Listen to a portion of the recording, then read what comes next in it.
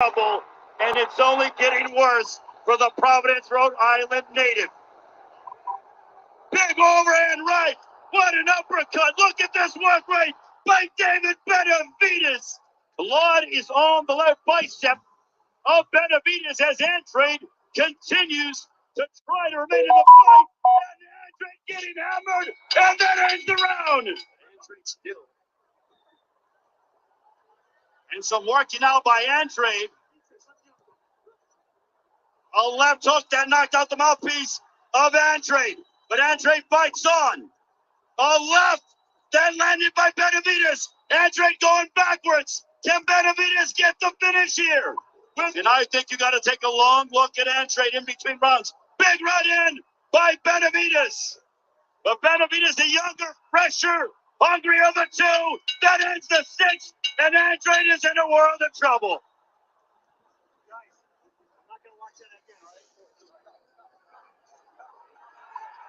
And the fight is over. What a performance by David Benavides. All right.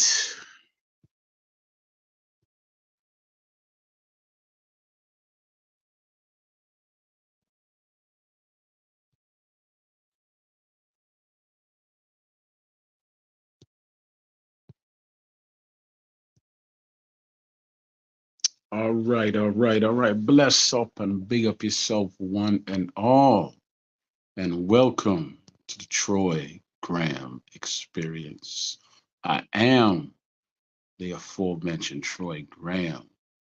And as you saw in the little video that I showed you, little clips, I should say, I showed, the fight last night. The fight last night with two willing, skillful combatants. One Mr. David Benavides and one Mr. Andrade. Hope I pronounced the brother name right, but let me tell you what, that fight was exactly what boxing and boxing fans needed, wanted, and asked for. Even in a loss, you know, what you saw last night were two hungry, driven, skilled, focused, competitive young men. That's what you saw. And they did their best. They did their best. Both of them gave their all. Respect to both of them. They gave their all. They didn't leave anything to chance or I'll catch it next time or whatever. No. They gave their all. You know what I'm saying? And that's what boxing was missing. I mean, in a loss, Andre's stock rose. You say, well, Troy, what do you mean his stock rose in a loss? Because he showed the world what he said that he could do all these years if somebody would just believe in him, promote him a certain way. He showed that world. He showed it last night against David Benavides, who now I've interviewed him 3 times. Myself and Major have interviewed that brother 3 times. The last time we interviewed him, I told him, you have a look in your eye. You know, he got that look, your focus. He said, I'm a paraphrase, I'm not quoting what Benavides said. He said, well, you know, I wasn't taking boxing as seriously as I should have before, but I'm a father now, I'm a husband, I have a family. This is how I take care of my family, and nothing's going to stop me from getting where I need to go. And he didn't blink, he didn't turn away, none of that. None of it.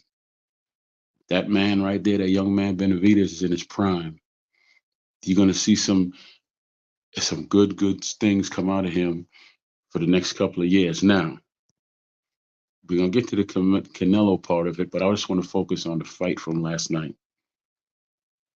Both these young men, I know one is in their 20s, one's in their 30s, but they're young to me.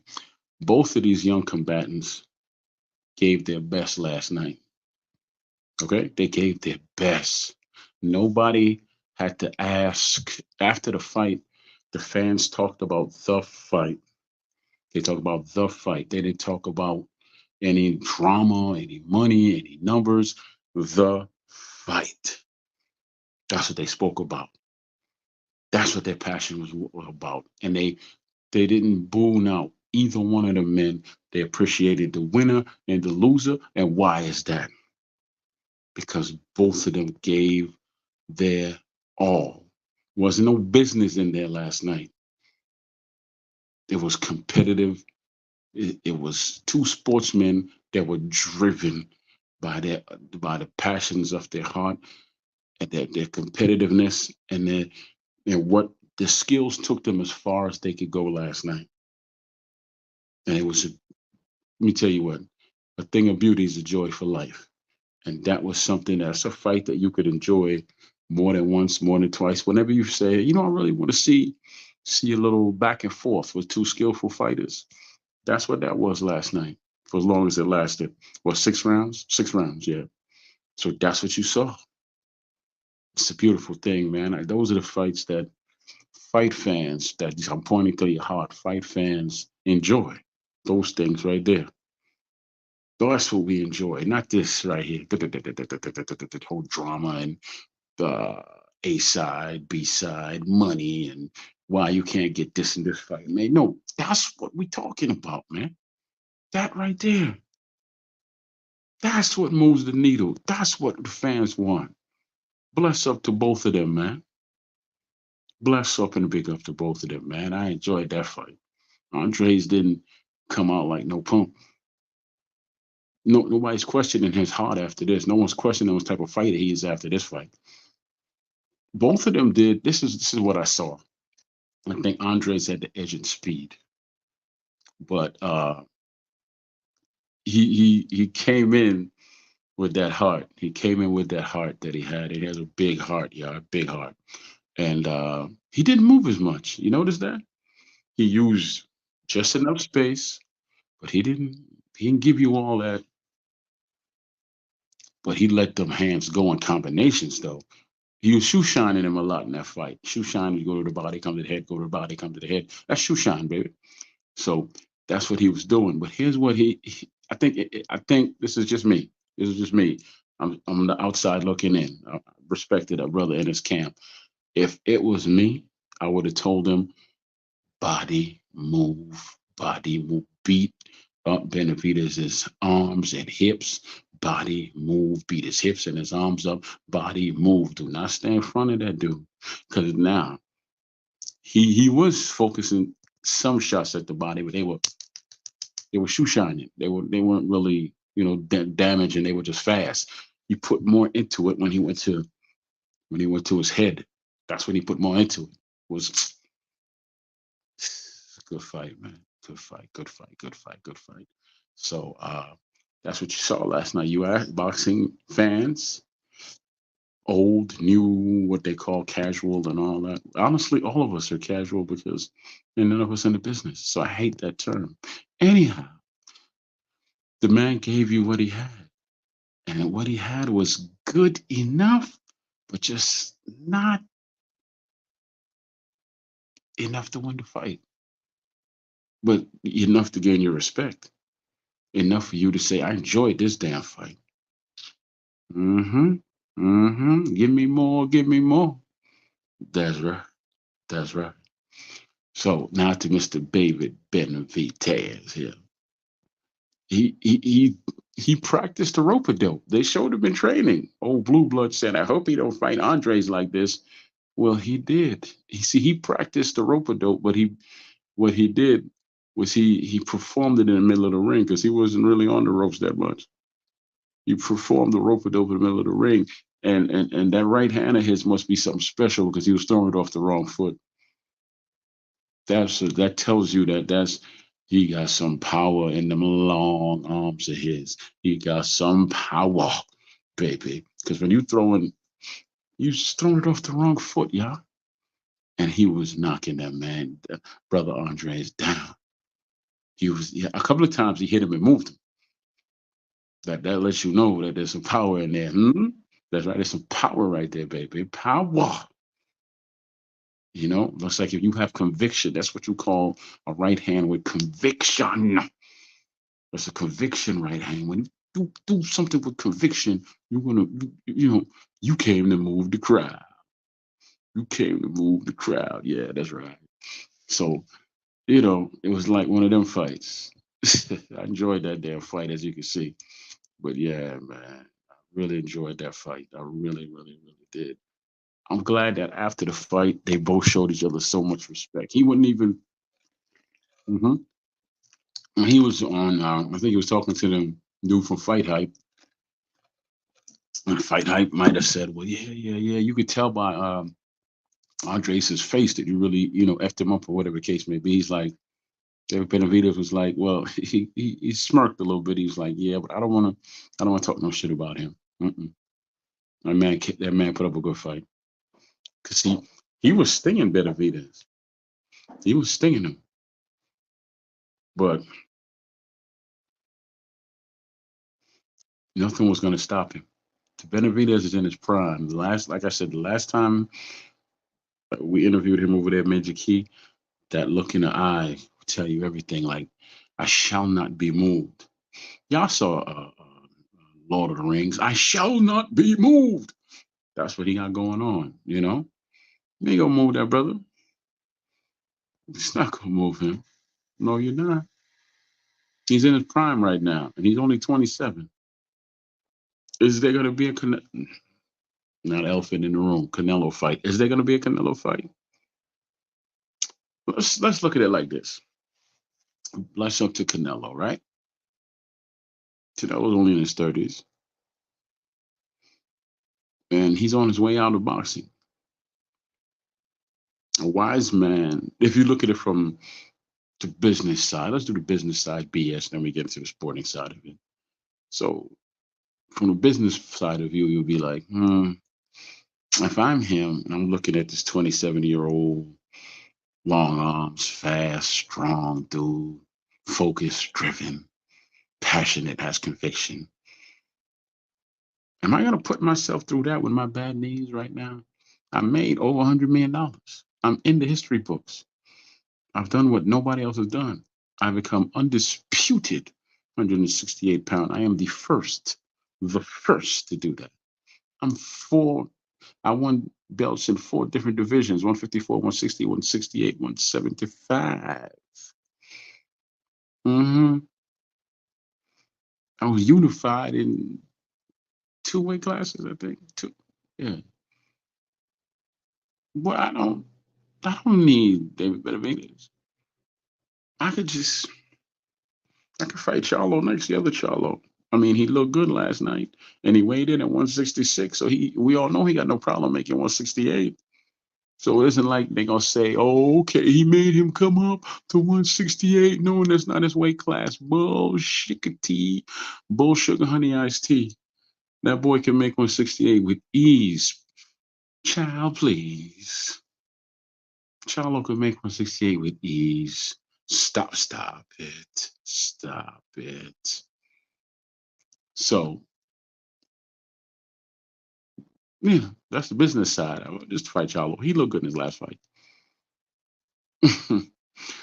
Now the competitor. The competitor is a different set of rules for the competitor. Okay. The competitor says, man, this dude been running my name in the ground. These people think that I'm afraid of him. My people came out and made me say that that's my son. Made me say that I don't want. Well, I'm saying that my people came out and told me to say, well, tell them you're not fighting any more Mexicans, Mhm. Right? I'm not fighting any more Mexicans. So that made Canelo look weak. Like, okay, you look like a pound. You sound like a pound. Why am I gonna put myself through all that trouble? I gotta train extra hard. Cause see, this is the thing. This is the thing that I said this on this coach's show. When you fight and you want to be considered, people in this era, a lot of these young fighters get anointed as great, and they've done nothing. The older generation, the 80s, the 90s, you have to make statements in your fights as you come up. As your competition goes up, you make statements, whether you outboxed them so badly, whether you just knock them out, you just you box, you break them. That's a statement. In his two biggest fights, right? This is Dave Benavides we're talking about, Plant and Andres. He made a statement, and he went through adversity in both those fights because Andres did not come to play. He did not come to play. He came to fight. He came to fight. Plant was giving him the business until he said, "Okay, enough. I'm just gonna beat you up. You ain't gonna slap me in my face and I don't do nothing about it." hmm So that was my ode to Charlo. Yeah, ain't nobody slapping me in my damn face about it. But yeah, but you know, he he's about that. He's about it.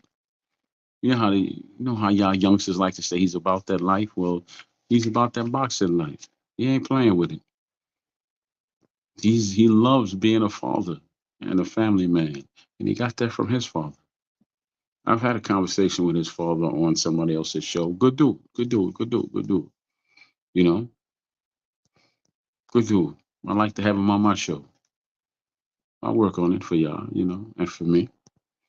But at this point in his life, in his boxing career, David Benavides, he's the perfect example of what happens when you succeed too early, when your mind is not as developed as your body or your skill level.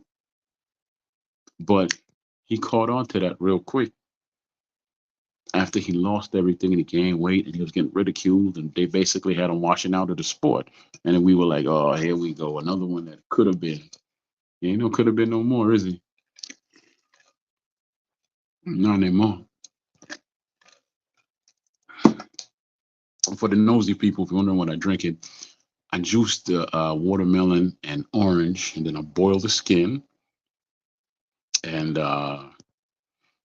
cut up the orange and the watermelon. I boiled the skin, let it cool, put a little bit of cane sugar in there, put the orange pieces and watermelon piece in there, and made a gallon jug of orange pineapple juice. All organic, baby. All organic.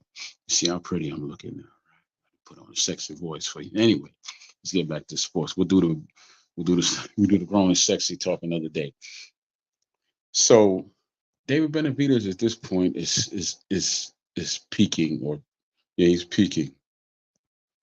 If he fights Canelo, I would love to see it. I hope that fight does come to pass, but I doubt that it will. But if he does, we'll have what we haven't had in a long time in the sport, a passing of the torch fight. It's either going to be a passing of the torch fight where Canelo passes the Mexican legacy onto him. Forget the belts. Forget the belts. This is the Mexican legacy is now in your hands, Mr. Benavides. You take it as high as you can take it because obviously my time is passing.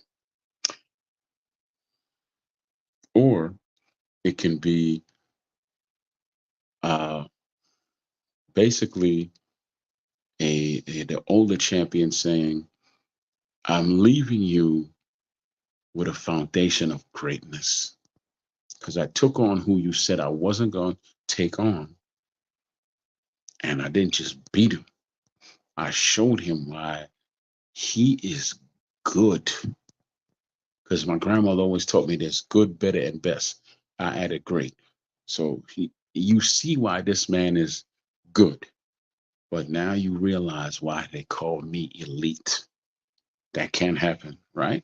So that's why we need to fight. That's why we need the Canelo. Is Benavides just good?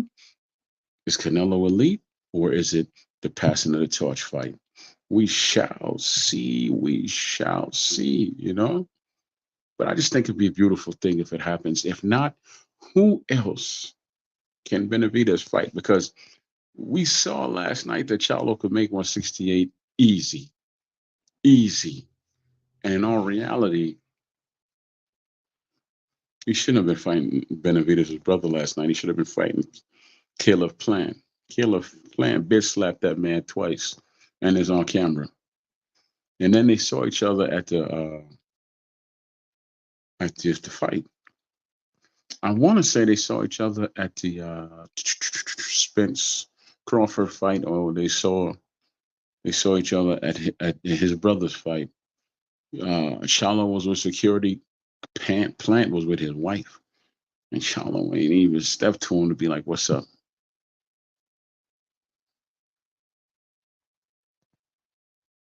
That's just sad. That's sad, man. You get bitch slapped like that. Like Plant slapped him and said, "Where my money, bitch? You better go get my money."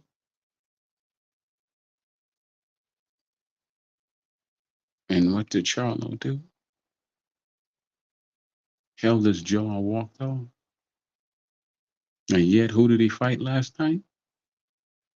David Benavides' older brother.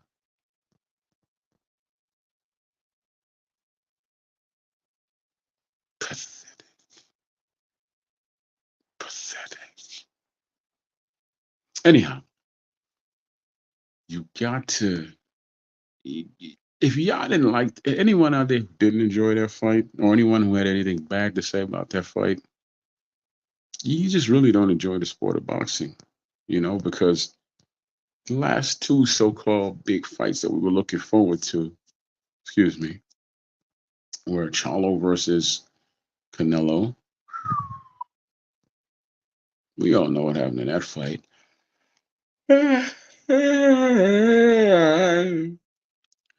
Yeah. hmm And we're looking at the young Mr. Shakur, who said, well, in one breath he said he was underpaid. They offered him a lowball offer. Then the next breath he said there was no contract. So how's a no contract a lowball offer? I don't know. People just talk. They just talk the thing, and I don't know. People just talk and talk and talk.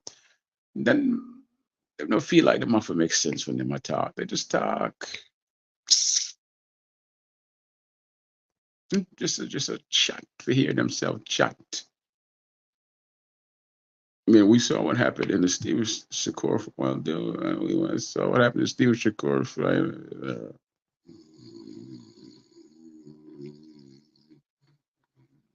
Oh, I'm sorry. I was thinking about the Steven Shakur fight. I was thinking about Shakur's fight against Santos. I'm sorry. I'm sorry, y'all. I'm sorry. That fight sucked like a Hoover vacuum. People try to make sense of it, like, oh, Santos didn't know what to do with Shakur. What do you do with a man who's jumping out the ring every time you throw a hard punch at him? How many of y'all won money off? How many of y'all actually watched that fight? How many? Yes, I thought. Let me tell you what. That's not what we the fans want to see. That's not what boxing needs, especially after what stupid ass cunt Tyson Fury did against my man Ngannou. Francis Ngannou. I called him Franklin last time. Francis Ngannou. Made boxing look bad, man. I don't really care about you, but you made boxing look bad. Those three fights right there were a black eye to boxing. They just weren't good, brothers and sisters, boys and girls all over the world. So let's deal with another subject now. If not Canelo, who is next for David Benavides? If not Canelo, if one of you says David Morrell, just one, I'm gonna destroy you. David Morrell has 8 fights under his belt. Benavides got no business fighting him. But if you can't get the fight with Charlo, I'm sorry, Canelo, you can't get the fight. This my Coke jaw. You know the people who do a crack and Coke, the jaw look like. Anyway, you can't get those two fights. You can't get Canelo. You can't get whoever else you want. Here's a thought for you. Move to 175, Mr. Benavides. Take on, I would say, take on Joe Smith. Let that be the first fight you take on. He hits hard. Excuse me. And I know you know about the other two European fighters because you spar with them. And I got that from, I'm in the know, so I know things like that for certain. I know a couple of the trainers, and they say, yeah, David sparred with him before when they put that work in with him. So you could, hey, you can't fight Bival because he's busy. But is Joe Smith and the other guy, or maybe you could get well, he ain't really doing anything. The light heavyweight from England that was hot shit at one point, but hasn't been doing too much or nothing. But I would say Joe Smith. If you can't get Canelo, go up to light heavyweight. Go have a conversation with Joe Smith. You know? Hell, make that happen. I'll be a good fan fight because both of y'all like to fight. But be careful. Joe Smith hit hard. And he's an instinctual fighter, which means he might mean to throw one punch, but by instinct he'll throw another punch, and that's how he hurts a lot of his opponents because they're looking for him to, okay, he's looking for him to throw the left, but instinct makes him throws the right. He's very instinctual, you know. I'm gonna say Troy, but Joe Smith lost a lot of his top fights. Yeah, but he put work in all those fights. He put a lot of work in. This is good, y'all. So that's what I would say is on the card next for Mr. Benavides. So hopefully we will get the Canelo fight. But that's not going to be till next year sometime. So don't hold your breath. I mean, where are we now? November going into December. So January, February, what's that? March, then April, June. Don't look for that fight if it happens until June or May or something like that. Yeah, around that time, June or May, something like that. When is Cinco de Mayo? Around that time. If the Benavides Canelo fight happens, it'll be on Cinco de Mayo. So yeah, it'll be a damn good fight. Like I said, it'll either be a passing of the torch fight or a champion that says, "Nah, this is why I'm going to be remembered as elite. I'm leaving the sport on top."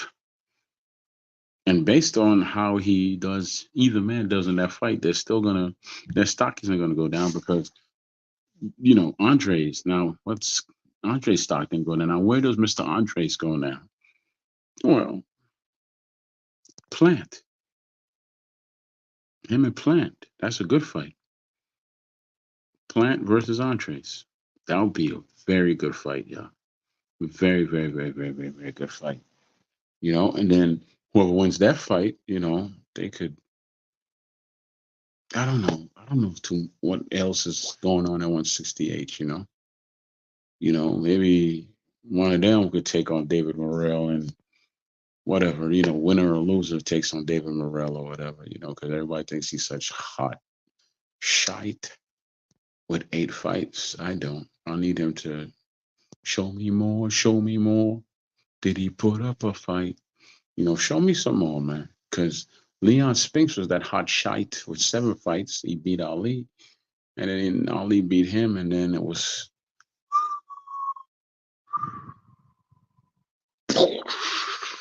after that. He ain't going nowhere after that. Plummeted.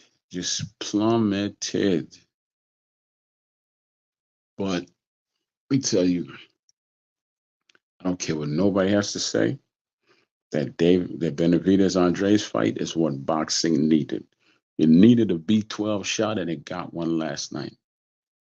It needed some competitive, passionate, skillful fire. Not all of this. Talk is cheap, baby. Get in that ring and do a thing or two. Okay? And that's what he got last night. It got that. And it was a beautiful thing. And I have so much respect for both them gentlemen, especially the corner of Andres. They did not hesitate in saving their fighter. The corner man said, "Stop the fight, stop the fight. None of this. Let them go out on a shield bullshit. You got a family, you got loved ones, you have your own life. So none of that. I'm gonna go out on my shield. Man, shut up. I don't care how y'all feel about that either. That I was so respected because they showed him in the corner. I mean, walking to the corner, the ref said, "I'm not gonna let you go another round like that." And when he got to the corner, the ref walked over there and said, "I'm not. Oh, I'm sorry. I'm sorry. I'm not gonna let y'all go. I'm not gonna let him go another round like that." And his corner man was like, "Stop the fight. Stop. Just stop." Nobody was mad. You know, nobody booed. He didn't protest either. You wanna know why? He knew he gave his best shot, and he was just in there with a better man that night. So that's why he didn't protest. He knew he gave his best shot, and he was in there with a better man. So he didn't harm himself by saying stop the fight. What's up? What's up, Bruce? He didn't harm himself by having the fight stop. None at all. Not at all. Not at all. He did a damn good thing. So, and that's just that, you know. He did a damn good thing, and I'm proud of him. I'm proud of the cornermen. I'm proud of the fighters. It's just what we needed, man. A nice, clean, physical, meaningful fight. It was clean. It was physical. It was everything we wanted to see. It had passion. It definitely had a lot of passion. There was a lot of passion in that fight. And for the first couple of rounds, it was very intriguing because you were like, Andres is letting them hands go, man. They've been Venus is just covering up, covering up. But Andres, and then he would come back every now and then with that right hand off the wrong foot, and still homeboy was getting stung. Stung, you hear me? Anytime a man could throw, anytime a man could throw a right hand off the wrong foot and move you and knock you down, ain't nothing like the quote Wu Tang. Wu Tang Clan ain't nothing. Wait, Wu Tang Clan ain't nothing. Well, David Benavides says nothing. Quit. David Benavides says nothing. Quit. You know what I'm saying? That's what you let you know. Because to me, that's how I gauge fighters. I see how they do in their biggest fights. If they just go about winning and don't really make a statement, I know that they ain't gonna be nothing. They just the average Joe that got hype behind them. But big fighters show up in their big fights. They do big things. You know, big fighters show up in their big fights and do big things. I don't care if you knock him out. When you knock him down a couple of times, or like I say, you're just outboxed to Bama, or you do something great like what Ray did against Duran and you break him. Break him. That was the let me tell you what. I'd much rather get knocked out cold than to have a man break my spirit. Mm-mm. You knock me out cold. I'd rather go out, get knocked out in the first round real fast than to get beat up every as the rounds go on. That's worse. That's more damage, you know? That's a whole lot of damage. I hear what you're saying, Bruce, that he met the bigger, stronger, younger fighter. Yeah, well, he met the better fighter last night. He did. He did. But hey, he put up a good fight.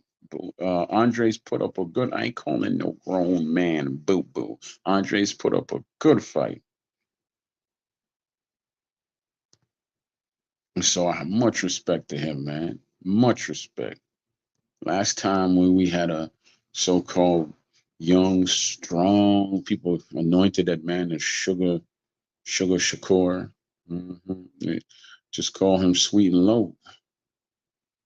You know, the Charlo against Canelo. Slick black fighter. That dude is not a slick black fighter. Ain't nothing slick about him. Excuse me, y'all. There's nothing slick about that boy. So, but I'm about to jump off here, man. I said this is a drive-by show. So I gave y'all about 30 minutes. No, I gave y'all more than 30 minutes. 36 minutes actually. I gave y'all 36 minutes. Drive-bys, it's short little pop-up shows I like to do. Because I mean, how much can I say about the same subject? Especially when I don't have anybody to talk to, y'all. If I had somebody to talk to, it'd be different. We can have a whole lot of discussion in English, not Russian. Who you trusting?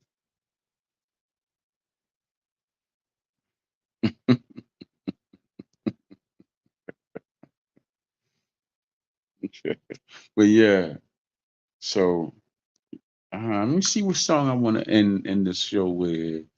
I just know I'm thankful for that fight last night. It was a damn good fight. Enjoyed it. And let me see if this is it, y'all. Hold on a second.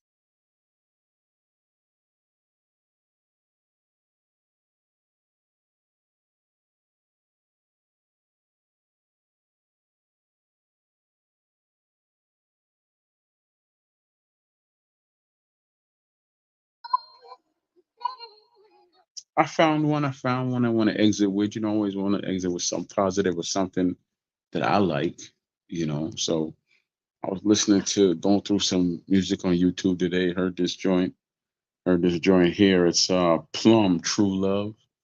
And hey, I liked it. I enjoyed it. It moved me. So I'm gonna give it to you like it was given to me because it was never mine to keep. So good Lord says, share as I share with you. So let me say this to one and all who's seeing this, and those of you who's gonna come and watch the replay. Bless up and big up yourself. Thank you for giving me the most important thing you have, which is your time. I am grateful to you for giving me your time.